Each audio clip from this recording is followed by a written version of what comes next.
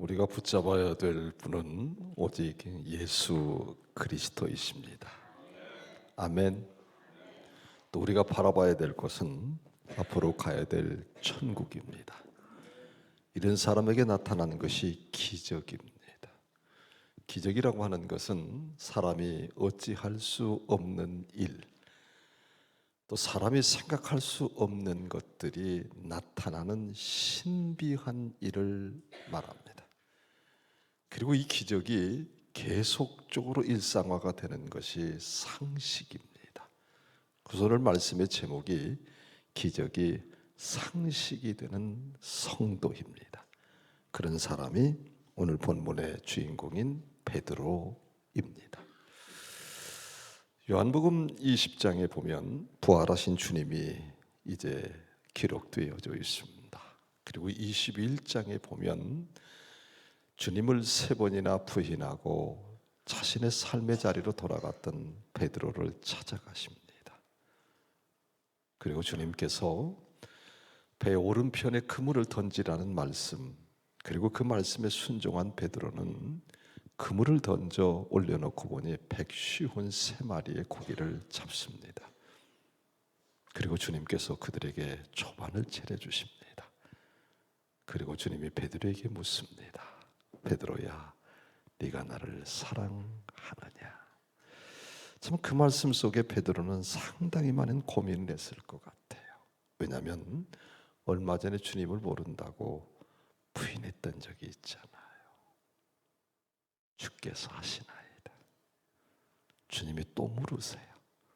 베드로야, 네가 나를 사랑하느냐? 베드로의 대답은 똑같습니다. 주님이 또 물으십니다. 그리고 베드로가 주를 사랑한다고 고백합니다. 그때 주님께서 나를 위해서 살아야 된다 함을 마치고 요한복음이 끝납니다. 요한복음 다음에 사도행전 1장으로 넘어가면 주님께서 너희가 이 일을 감당하려면 성령을 받아야 한다라고 말씀을 하시고 그들이 예루살렘을 떠나지 않고 마가의 다락방에서 기도하는 가운데 성령을 받습니다. 사도행전 2장에 가면 베드로는 엊그제의 베드로가 아닙니다. 완전히 변화된 베드로가 됐습니다. 변화의 증거와 근거는 그의 입술이었습니다.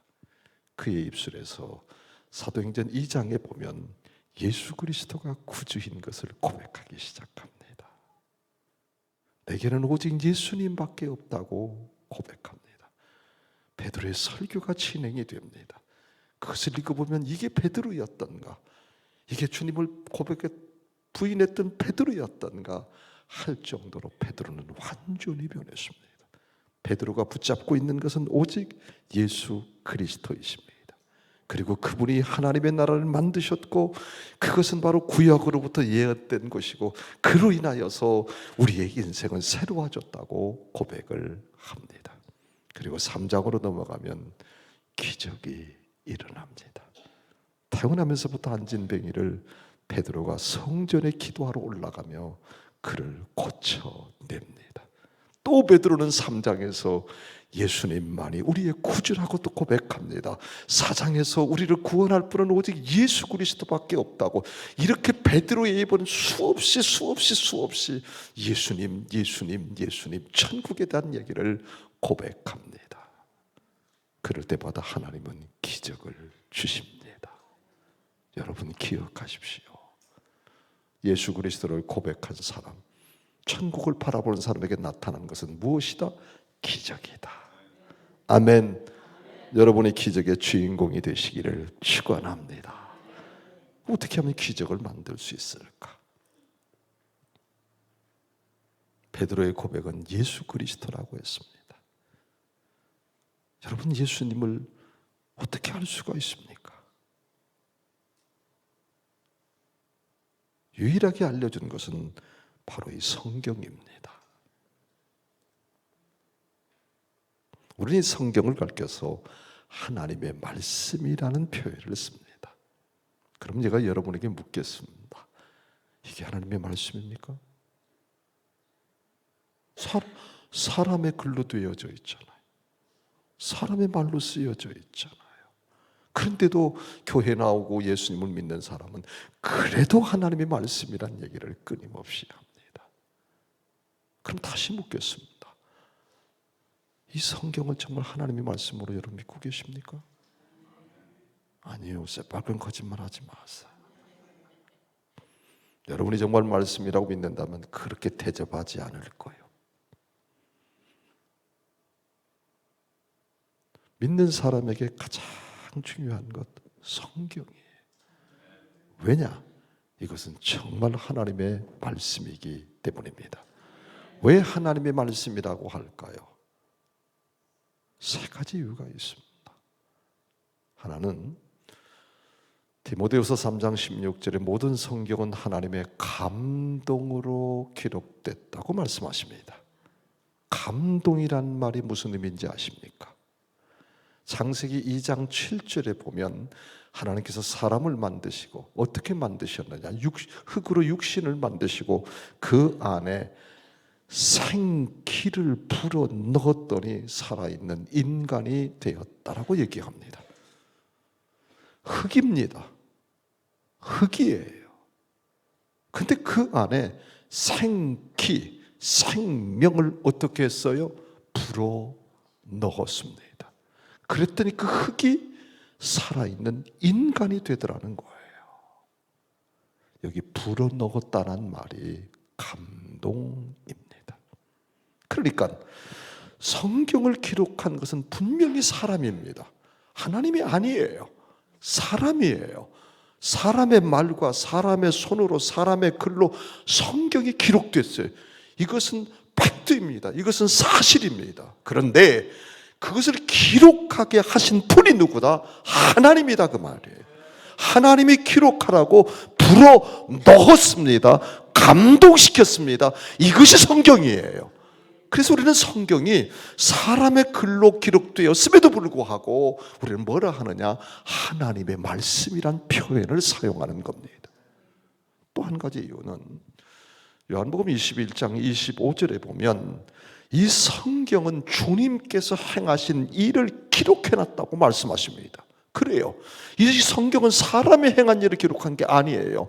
주님의 일을 기록한 거예요.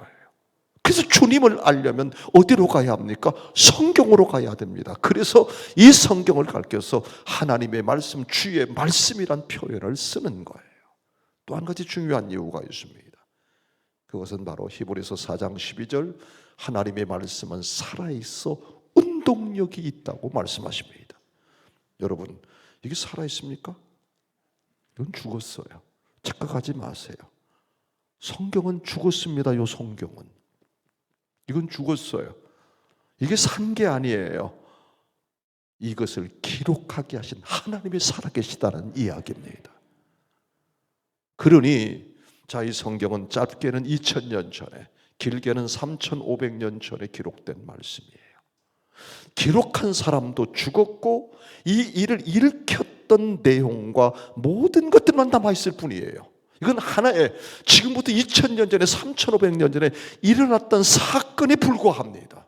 그런데 말이에요, 그것을 일으켰던 그분 하나님이 주님이 지금도 살아 계시는 줄 믿습니다. 그래서 성경이 어때요? 기록되어진 활자화된 인쇄임에도 불구하고 누가 살아계세요? 이것을 기록하게 하신 하나님이 살아계십니다. 그래서 성경을 뭐라 하느냐? 하나님의 말씀, 주의 말씀이란 표현을 사용합니다. 한때 우리 한국에서 재벌 총수들이 책을 쓰는 것이, 자서전을 내는 것이 유행처럼 된 적이 있어요. 정말 총수들이 책을 썼을까요? 안 썼어요. 제가 책을 하나 쓰고 싶어요. 김비서, 내가 책을 한 권 쓰고 싶은데, 예, 회장님 알겠습니다. 일주일 뒤에 한 사람을 데리고 와요. 회장님, 이분이 무슨 책을 쓴 베스트셀러 작가입니다. 오, 김 작가 환영해요. 나랑 같이 좀 많은 시간을 보냅시다. 이러면서 만나가지고 밥을 먹고 먼 곳에 출장 가면서 옆에 태우면서 자기 얘기를 해요. 내가 말이야 어린 시절에 이런 일이 있었어. 내가 기억을 잃으면서 말이야 참 이런 고민이 있었거든. 이러면서 인생 살아왔던 얘기를 회장이 좀 얘기를 해요. 그럼 몇 달간을 같이 지냈어요. 한 달쯤 지내니까 회장님 여기 가져왔습니다. 책 한 권이 온 거예요. 그래서 보니까 너무 잘 썼어요. 그러면서 뭐라고 하냐면 회장이 내지 그래?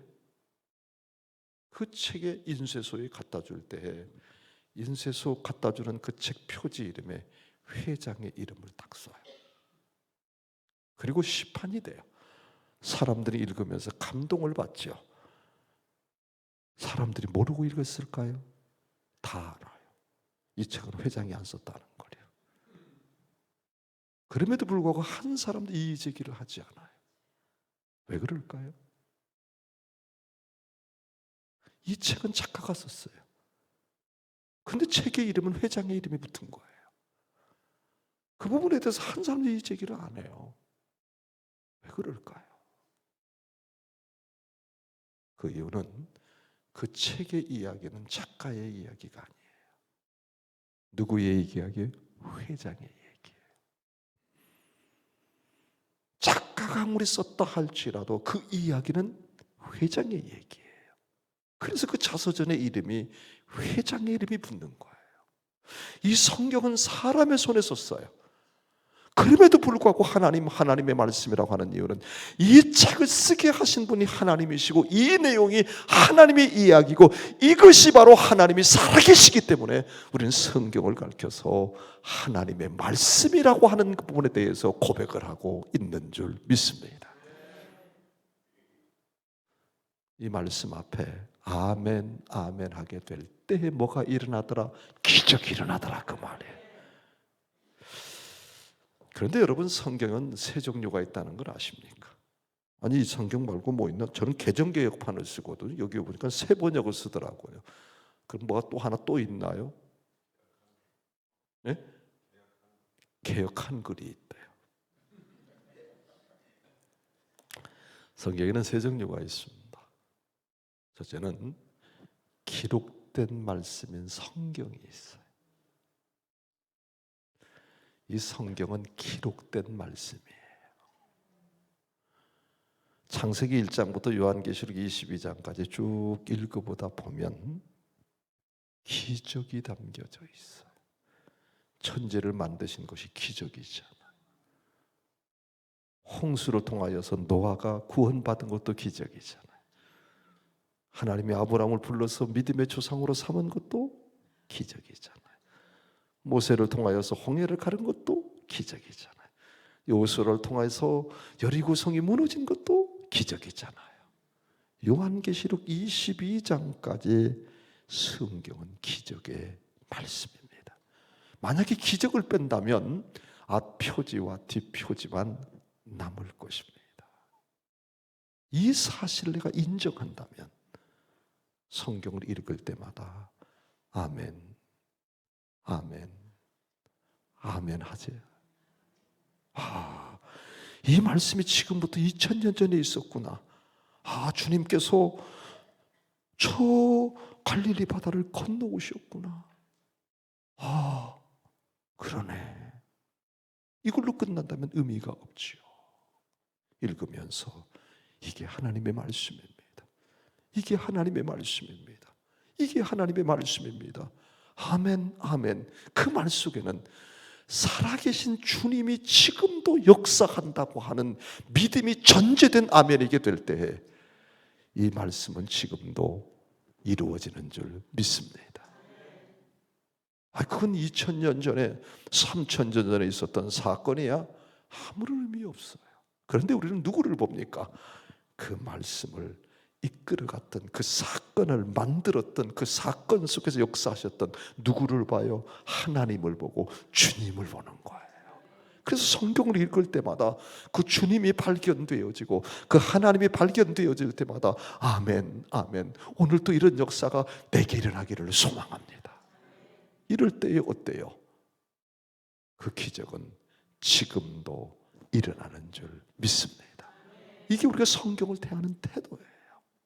그래서 성경을 읽으면서 이 성경 속에서 하나님이 어떤 분이시고 예수님이 어떤 분이시고 그분이 어떤 일을 행하셨고 그분은 지금도 살아계시고 그 살아계신 하나님은 지금도 역사한다는 사실을 내가 인정을 하고 고백을 하고 내가 이 사실을 내가 간증하게 될 때에 그 말씀은 오늘의 내 말씀이 되고 우리 삶의 현장에서 일어나게 됩니다. 이게 기록된 말씀 앞에 아멘하는 거예요. 그래서 우리 성경을 손에 못 놓는 거예요. 왜요? 성경 속에 계신 하나님 때문에요.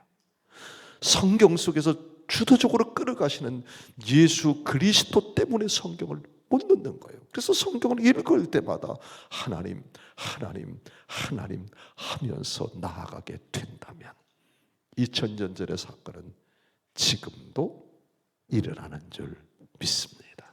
그래서 이 말씀이 생명의 말씀이라는 얘기를 쓰는 거예요. 두 번째 말씀이 무엇인 줄 아십니까? 선포된 말씀이에요. 이건 기록된 말씀이에요. 두 번째는 선포된 말씀이에요. 그게 바로 무엇입니까? 설교입니다.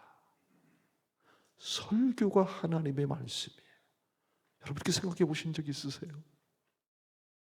설교라고 하는 것은 지금부터 2000년 전에 3000년 전의 이야기를 이 시대에 맞게 해석해주고 적용해주고 새롭게 알아들을 수 있도록 하나님의 말씀을 선포하는 거예요. 제가 늘 새벽마다 기도하는 제목이 있습니다. 몇 가지가 늘 반복적으로 이루어집니다만은 그 중에 하나가 설교에 관련된 거예요. 하나님, 제게 말씀을 주시옵소서. 하나님이 주시지 않는 말씀을 강단에서 선포하는 것은 그건 제 얘기입니다. 저는 그 부분에 대해서 철두철미합니다. 하나님이 말씀을 주시지 아니하시면 저는 전할 수가 없습니다. 그래서 성경을 읽으면서 이 말씀 전할까 저 말씀 전할까 저는 그렇게 해본 적이 없어요. 하나님이 말씀을 주셔야 제가 전합니다. 말씀을 주세요. 이것은 365일 24시간 그 마음이 항상 제 마음에 있어. 하나님 말씀을 주세요. 하나님께서 우리 성도들을 향해서 하시고 싶으신 말씀, 우리 성도들을 향해서 기대하는 말씀, 우리 성도들이 변화되어야 될 말씀, 하나님께서 우리 성도들에게 꼭 정말로 전하고자 하는 말씀이 있지 않습니까? 그걸 저한테 주세요. 그 기도를 365일 24시간 항시 영적인 안테나를 세우고 그 기도를 합니다. 그러면서 하나님이 주신 말씀을 제가 받기 위해서 부단한 애를 씁니다. 때로는 성경을 읽으면서, 때로는 믿음의 사람과 교제를 하면서, 때로는 수많은 사건들을 보면서 아버지, 저것이 하나님께 주시는 말씀이십니까? 그래서 저 같은 경우는 거의 한 달 전부터 말씀이 준비가 돼. 한 주 전이 아니고 적어도 한 달 전에 이런 말씀을 전해야 되겠다는 말씀이 끊임없이 제 머릿속에서 감동이 이루어지게 됩니다. 그러다 보면 제가 어떤 마음이에요? 확신이 있어요. 확신이요. 어떤 확신이요? 이것은 내 얘기가 아니라 하나님께서 전하시고자 하시는 하나님의 말씀이라는 확신이 있어요. 제가 이 집회를 위해서도 우리 목사님하고 작년에 같이 약속을 하고 계속 기도하는 거예요. 하나님, 제가 이제 교회 가서 어떤 말씀을 전해야 합니까? 하나님, 어떤 말씀을 전해야 합니까? 어떤 말씀을 전해야 합니까? 이 말씀을 계속 여쭤보는 거예요. 제 기도는 물음의 기도로부터 시작합니다. 여쭤보는 기도로부터 시작돼요. 하나님의 마음은 어떻습니까? 하나님의 뜻은 어떻습니까? 하나님의 생각은 어떻습니까? 하나님 무엇을 해야 될까요? 어떤 말씀을 전해야 될까요? 이런 말씀을 계속 하나님께 여쭤봅니다. 그러면 하나님께서 순간 훅하니 감동을 주셔요. 감동이 뭐라고 그랬어요? 불어 넣었다는 뜻이라고 그랬잖아요. 그때 마음에 확신이 딱 와요. 마음에 기쁨이 와요. 마음에 평안이. 이것이 하나님의 사인이구나. 그때 두 번째 기도는 어떤 기도입니까? 이루어 주시옵소서. 저는 기도가 이루어 주십시오부터는 습관하지 않아요. 왜요? 그건 내 뜻일 수가 많이 있거든요. 하나님은 내 뜻을 이루어 주지 않습니다. 하나님의 뜻을 이루어 나가는 것이죠. 그러니 여러분 시간 낭비하지 마세요. 앉자마자 백날 주시옵소서를 찾아도 그건 아니에요. 하나님, 제가 오늘 왔거든요. 자, 이런 일들이 있어요. 하나님 어떻게 해야 될까요? 하나님, 이런 얘기를 하네요. 제가 그 마음에, 그 얘기에 내 마음이 이렇게 움직이고 있어요. 이게 하나님 맞아요? 물으셔야죠. 물으셔야죠. 여러분의 기도는 어떻습니까? 말씀도 똑같아요. 이게 설교예요. 그리고 난 다음에 하나님 제게 지혜를 주세요. 아버지가 주신 말씀을 잘 제가 이해할 수 있도록, 풀어서 얘기할 수 있도록, 그러면서 주석도 찾고, 그러면서 해석서도 보고, 그러면서 원문도 보고, 그러면서 이것도 보고 저것도 보고 많은 자료들을 섭렵해요. 작성이 됐어요. 세 번째 기도가 시작됩니다. 이건 하나님의 말씀입니다. 하나님, 저는 인간일 뿐입니다. 제가 준비한 것이 많이 부족합니다. 하나님의 기름 부으심이 있게 하소서. 하나님, 이 말씀을 들을 때에 듣는 사람의 귀가 열리고 그 말씀이 마음에 새겨지게 하시고 그 말씀이 영혼 깊숙한 곳에 스며들게 하셔서 심령 골수를 쪼개고 마음과 생각을 판단케 하셔서 하나님의 뜻이 이루어지게 하여 주시옵소서. 이 3단계 기도를 해요. 첫째는 아버지 말씀을 주시옵소서. 아버지 잘 준비할 지혜를 주시옵소서. 아버지 전할 때 기름 부으심이 있게 하소서. 그래서 저는 설교가 하나님의 말씀이라고 믿습니다. 여러분 이런 마음으로 말씀을 들으셔야 돼. 저 목사가 오늘 나를 까네. 까기는 뭘까요? 그거 아니에요. 절대적으로 아닙니다. 참 재밌는 것은요, 저희 교회가 많이 부흥했다고 그랬잖아요. 저희 교회가 많이 부흥했어요. 근데 하나님한테 조금 죄송한 것은 불신자가 와서 부흥하지는 않았어요. 저쪽 교회에 있는 분이 이쪽 교회에 와서 부흥한 거죠. 근데 그분들이 왜 왔을까? 왜 왔을까? 가장 큰 이유는 하나예요. 말씀이 들리지를 않아요. 말씀이 들리지를 않으면 들리지 않은 부분에 있어서는 내용이 죽어가는 거예요. 100% 들렸는데 어느 날 70%로 떨어져요. 50%로 떨어져요. 30%로 떨어져요. 그러면 그 떨어진 부분은 내 생각이 자꾸 나를 끌어가는 거예요. 내 생각으로 끌어가는 것은 로마서 10장에 있는 말씀처럼 끝은 사망입니다. 성령으로 끌려가야 끝은 생명이고 평안이에요. 이게 성경의 원리입니다. 그래서 내가 죽게 생겨서 온 거예요. 죽게 생겨서 온 거예요. 그러면 왜 말씀이 들리지 않았을까요? 이 성경에 문제가 있어서 천만의 말씀이에요. 성경은 문제가 없어요. 이건 100% 완벽합니다. 문제는 무엇이냐? 목사님과의 관계예요. 어느 날 어느 사건이 있었어요. 어떤 얘기를 들었어요. 그 순간 나도 모르게 목사님에 대해서 막이 쳐지기 시작해. 막이 쳐진 부분이 말씀에 들려오지 않는 거예요. 그래서 정말로 설교는 말씀의 문제가 아니라 관계의 문제예요. 그래서 저희 교회에 이제 장로님도 오시고 뭐 다 오셔요. 6개월 동안 제가 안 바라보죠. 그리고 6개월 넘어서 이제 우리 부교육자들이 목사님 어느 교회 장로님이 오셨는데 6개월간 나오셨어요. 그럼 저를 만나게 해주세요. 장로님 그냥 가시지요. 은혜 받고.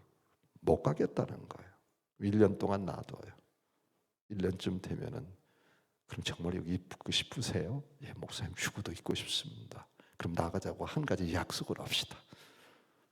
이 교회 말고 또 다른 교회 또 가고 싶으세요? 절대 가고 싶지 않아요. 그럼 나 약속합시다. 뭔 약속인데요? 나하고 잘 지냅시다. 이게 설교예요. 이게 설교예요. 왜요? 말씀 이전에 통로가 막히면 그 말씀은 들어오지가 않아요. 말씀에 능력이 없어서가 아니에요. 말씀은 여전히 예전에 했던 교회 그 말씀이고 오늘 교회 우리 교회도 그 말씀이에요. 문제는 뭐냐? 통로요. 통로. 그래서 목사님하고 저하고 잘 지내자고 그래요. 목사님 어떻게 하면 잘 지낼 수 있어요? 저한테 가끔 밥을 좀 사주세요. 그 얘기는 무엇입니까? 관계를 맺자는 거예요. 어제 말씀드렸죠. 사탄은 하나님과의 관계를 멀어지게 하고 사람과의 관계를 멀어지게 하고 내 자신의 관계를 깨버린다고요. 사탄이 들어오면 그 관계가 깨져요. 그러면 말씀은 들리지 않아요. 말씀이 들리지 않으면 내 영이 죽어가요. 내 영이 죽어가면 세상적이고 인간적인 얘기가 쏟아지기 시작을 해요. 그러면 너도 죽고 나도 죽는 거예요. 이래서 많은 사람들이 교회를 옮겨 다니기 시작해요. 그런데 그 교회 가도 내 마음이 변하지 않으면 똑같은 현상은 또 나타나요. 여러분, 이것이 마지막이 되기를 축원합니다. 마지막이 되기를 축원합니다. 그러려면 목사님과의 관계를 좋게 만드셔야 돼요. 사탄은 꼭 그 관계를 깨려고 들어옵니다. 참 이상하지요. 좋았던 관계가 어느 날 갑자기 자꾸 관계가 흐트러지게 돼. 이건 사탄의 영역. 목사님과의 관계를 잘 만드시기를 바랍니다. 그러면 말씀은 100% 들어오게 되어져 있어요. 여러분, 수도꼭지에 물이 쫄쫄쫄 나와요. 수도꼭지에 녹물이 나와요. 이유는 무엇일까요? 수원지의 문제가 아니에요. 들어오는 수도 파이프에 문제가 있는 거예요. 뜯어보니까 어때요? 녹이 잔뜩 쓸었어요. 이렇게 막혀 있어요. 그 수도꼭지를 바꾸면 어때요? 물은 예전처럼 콜콜콜 나오게 되어져 있습니다. 그 수도꼭지가 관계예요. 그래서 목회자가 있어서 정말 중요한 것은 뭐냐면 관계를 어떻게 만들어가냐는 거예요. 이것은 설교보다도 더 중요해요. 왜냐? 설교가 들어오지 않기 때문에 들어오는 통로를 만들어줘야 돼요. 그래서 여러분 목사님과의 좋은 관계를 더 유지하시기를 바랍니다. 목사님을 위해서 기도하고 목사님을 위해서 축복하고 목사님을 위해서 부정적인 애 들으면 사탄아 물러가라 이러면서 자꾸 내가 목사님과의 관계를 유지하기 위해서 끊임없이 노력하게 되면 말씀은 선포된 말씀이기 때문에 우리에게는 100% 들려오는 줄 믿습니다. 세 번째는요, 계시된 말씀이 있어요. 계시라고 하는 게 무엇입니까? 숨겨진 것이 드러나는 것이 계시예요. 내가 계시 받았다 그러잖아요. 무슨 이야기입니까? 네가 알지 못하는 숨겨진 거 나는 안다는 얘기잖아요. 그럼 보세요. 자, 하나님은 영이시기 때문에 보이지가 않아요. 그래서 하나님을 볼 수 있는 계시가 있어요. 그게 누구시지요? 예수님이세요. 그래서 예수님이 누굽니까? 계시된 말씀이에요. 그래서 제가 여러분에게 어젯밤에 누구를 붙잡아라? 예수 그리스도를 붙잡아라. 끝까지 붙잡고 있을 분이 누구다? 예수 그리스도예요. 왜요? 예수 그리스도 이름에는 능력이 있기 때문입니다. 사도행전 3장에 보면 안진뱅이가 일어나요. 그때 많은 사람들이 소동쳤다고 나와요. 사람들이 많은 사람 얘기를 합니다. 아니 저 어떻게 이렇게 살았대? 저 사람이 어떻게 살았대? 그때 베드로가 이렇게 대답을 해요. 잘 기억을 하세요. 안진뱅이가 일어난 것은 나의 경건이나 나의 능력이 아니라 예수 그리스도의 이름을 믿는 믿음으로 일어났느니라. 아멘. 누구의 이름? 예수 그리스도의 이름을 믿는 거예요. 이렇게 성경에는 세 가지 종류가 있어요. 첫째는 기록된 말씀인 성경, 두 번째는 선포된 말씀인 설교, 세 번째는 계시된 말씀인 예수 그리스도. 그래서 말씀을 읽을 때, 말씀을 들을 때, 예수 그리스도의 이름을 부를 때마다 내가 나타나야 될 것은 무엇입니까? 아멘이란 얘기예요. 우리 성경에 뭐라고 얘기합니까? 애니야야, 주님께서 너를 고치시기를 원하시니 일어나라 하여 끈을 그렇게 나와요. 누가 고치셔요? 예수님이 고치세요. 이것을 베드로가 어때요? 전한 거예요. 베드로가 일으키지 않았습니다. 베드로가 이 8년 된 중풍병자를 일으키지 않았어요. 누가 일으키셨습니까? 예수님의 이름이 일으키신 거예요. 베드로는 한 것이 무엇입니까? 이 사실을 전한 거예요. 전하는 것이 무엇입니까? 설교예요. 그렇기 때문에 여러분들이 말씀을 듣고 저것이 예수 그리스도 이름이구나, 능력이구나 이렇게 믿고 아멘하게 될 때 기적은 나타나는 줄 믿습니다. 그래서 정말로 성경은 우리에게 기적을 만드는 도구예요. 그래서 여러분 말씀 듣는 일을 게으르시면 안 돼요. 저 말씀이 이 목사님이 준비하신 말씀이 아니구나, 하나님이 목사님을 통해서 전해주시는 말씀이구나 하는 사실을 고백되어지게 될 때 그 설교는 내게 은혜가 되는 겁니다. 절대 사람을 보지 마십시오. 사람을 보면 그 말씀은 내게서 굴곡되어져서 들어오게 됩니다. 제가 어제 여러분에게 분명히 말씀드렸습니다.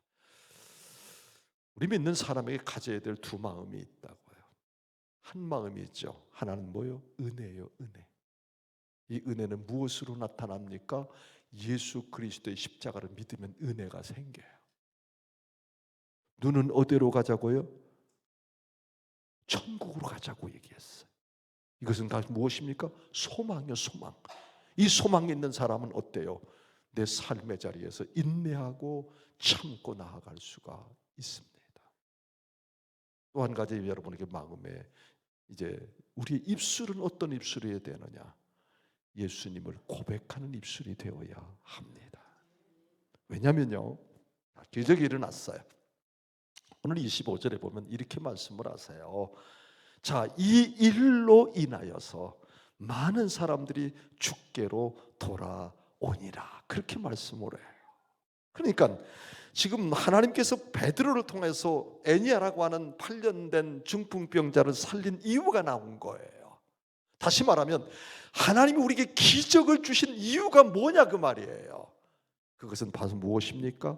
주님께로 돌아오게 하는 영광이다 그 말이에요. 베드로는 이 사실을 정확하게 보여준 거예요. 베드로가 고쳤다라고 끝나는 것이 아니라 베드로가 주의 이름으로 고쳤더니 그 사실을 보고 수많은 사람들이 하나님 앞에 돌아오니라. 하나님이 기적을 베푸신 이유가 있어요. 그것은 무엇입니까? 하나님의 이름을 높이라는 사실이에요. 베드로가 이 사실을 했더니 그 다음 말씀이 다비다라고 하는 죽은 여인을 살려냅니다.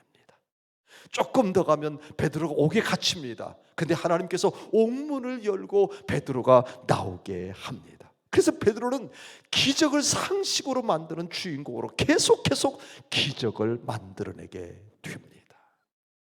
여러분, 우리에게도 한두 번의 기적은 다 있었어요. 근데 왜 일어나지 않습니까? 여기에 문제가 있어요. 이스라엘 백성들이 광야 40년을 걸어갑니다. 결국에는요 20세 이상 나온 남자들 중에서는요 여호수아와 갈렙만 가나안 땅에 들어가고요 다 죽어요. 왜 죽었을까요? 기적이 없어서 죽었을까요? 아니에요. 광야 40년처럼 많은 기적은 어느 곳도 있을 수가 없어요. 그들은 기적을 보고 있었고 기적을 누리고 있었고 기적의 주인공으로 살아갔어요. 그런데 그들에게 죽은 이유가 있어요. 그것은 입술 때문이에요. 민수기서 14장에 보면 이렇게 말씀하세요. 너희 말이 내 귀에 들린 대로 내가 행하리라. 어떤 말이었죠? 못 들어간다, 죽었다, 원망, 불평, 요 얘기예요. 그래서 주님께서 어떻게 말씀하십니까? 그래 너희들의 말대로 40일을 하루씩을 1년씩 잡아서 40년을 돌아가게 하잖아요. 그리고 싹 죽이잖아요. 왜요? 입으로 고백했잖아요. 못 들어간다, 우리는 죽었다, 큰일 났다, 원망, 불평. 여러분, 입술이라고 하는 것이 얼마나 중요한지 몰라요. 우리의 입술이 하나님을 찬양하고 하나님을 인정하고 하나님을 고백하고 하나님을 간증하는 입술이 되기를 축원합니다. 그렇습니다.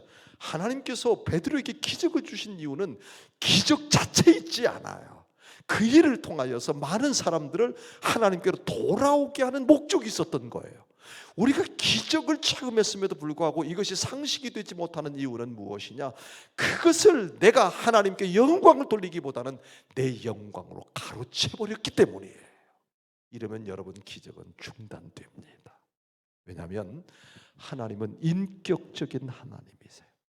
하나님을 인정하고 하나님을 고백하고, 그래서 여러분의 말 속에 원망과 불평과 비난과 비판과 부정적인 얘기가 들어있는 사람에게는 기적이 나타날 수가 없습니다. 그래서 우리의 입술이 누구의 입술로 변해요? 주님을 간증하고 찬양하고 고백한 입술로 변하게 되면 그 인생은 기적의 인생으로 변할 수가 있습니다. 얘기 하나 하고 말씀을 마치죠. 제가 24년 전에 우리 교회를 부임을 했어요. 그때 부임 신방이라는 걸 통해서 우리 성도들을 쫙 이렇게 신방을 했어요. 뭐 가정수가 한 200가정 정도가 넘으니까 1년 내 해야 되겠죠. 예. 우리 집사님을 만났어요. 집사님 하신 일이 뭐세요? 목사님 저 농사 져요. 무슨 농사 짓는데요? 인삼 농사 져요. 어디서 짓는데요? 저는 대전이고 김제, 부안 거기서 짓는다는 거예요. 그러면 집사님 제가 그 인삼밭 신방 가서 거기서 예배드리면 안 될까요? 목사님 오시면 너무 좋지요. 알겠습니다. 날짜를 잡아서 거기를 갔어요. 인삼밭에 있는 집사님 네 분을 보니까 눈물이 펑 쏟아질 정도예요. 너무 그 모습이 취취하고 모습이 너무 고생을 하는 거예요.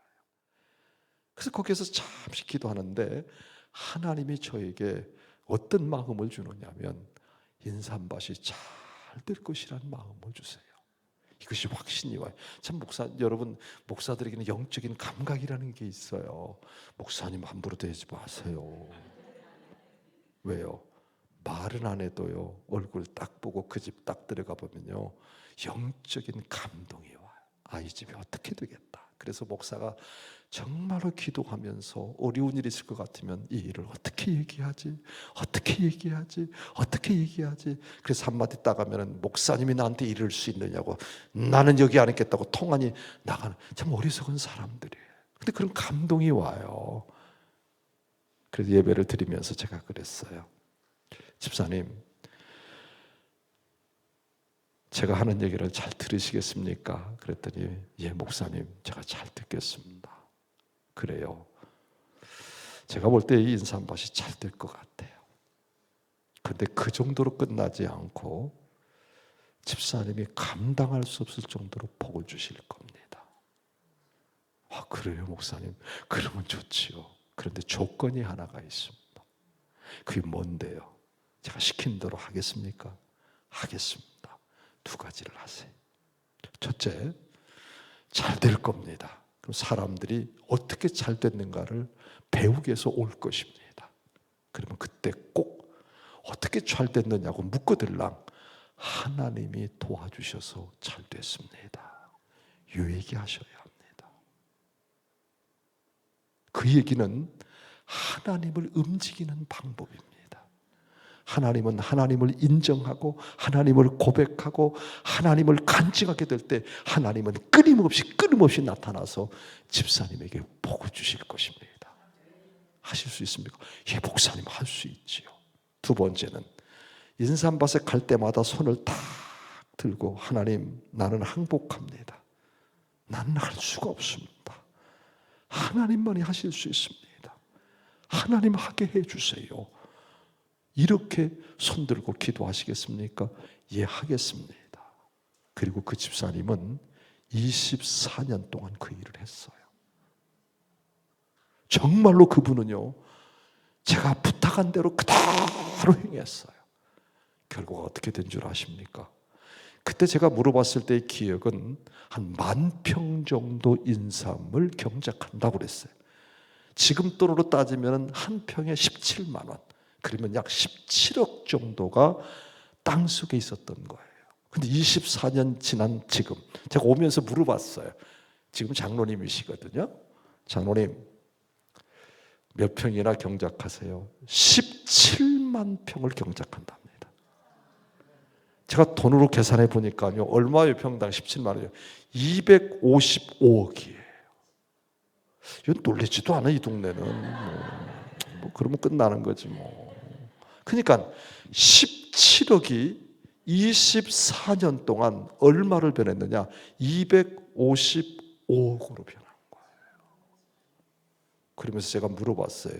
장로님 어떻게 이렇게 됐습니까? 그랬더니 목사님이 가르쳐 주셨잖아요. 뭐요? 하나님 고백하고 손들고 기도하라고요. 내가 한 것은 그때나 지금이나 똑같은데 요것이 변했다는 거예요. 그분은 우리나라에서 인삼을 제일로 잘 경작하는 분이세요. 수많은 사람들이 와요. 그때마다 이분이 간증하는 게 하나님이 도와주셨습니다. 여러분의 입술은 어떤 입술이세요? 이런 간증 해보셨어요? 이런 고백 해보셨어요? 큰 기적이 한 번에 끝나는 거예요. 하나님, 내가 미국 땅에 와서 처음 이렇게 시작했는데 오늘 여기 온 것이 하나님이 하신 일입니다. 하나님 감사합니다.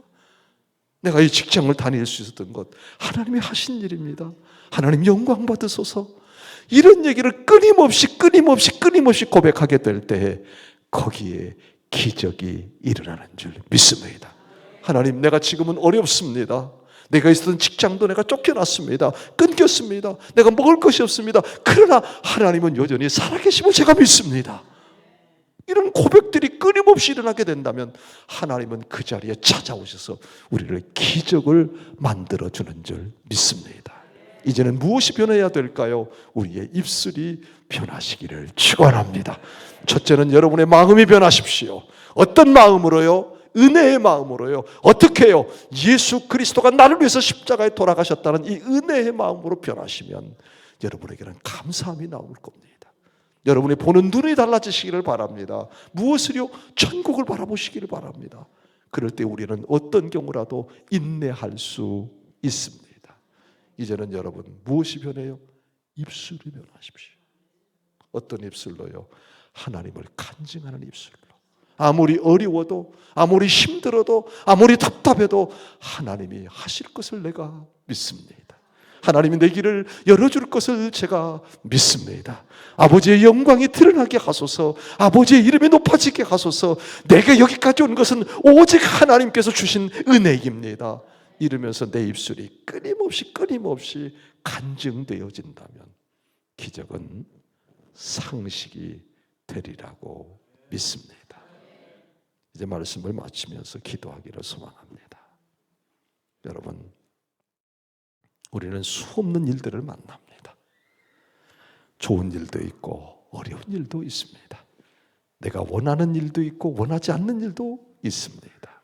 그러나 하나님은 여전히 살아계십니다. 그것이 바로 기록된 말씀인 성경입니다. 선포된 말씀인 설교입니다. 그리고 계시된 말씀인 예수 그리스도이십니다. 그분을 붙잡으십시오. 그리고 우리의 입술의 고백이 하나님 감사합니다. 하나님 제 길을 열어줄 것을 제가 믿습니다. 우리의 가정이 변화될 것을 제가 확신합니다.